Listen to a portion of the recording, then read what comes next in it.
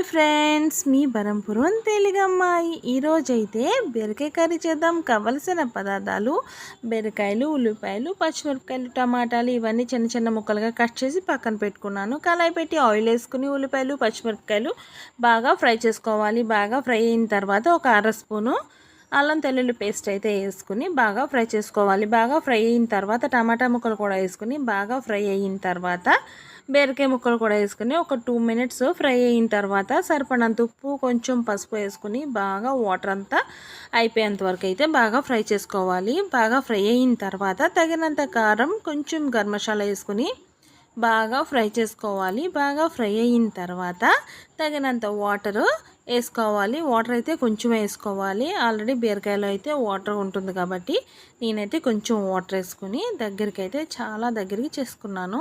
Curry అయితే చాలా టేస్టీగా ఉంటుంది. ట్రై చేసి చూడండి. నచ్చితే లైక్ చేయండి, షేర్ చేయండి, సబ్స్క్రైబ్ చేయండి ప్లీజ్. కర్రీ అయితే ట్రై చేసి చూడండి.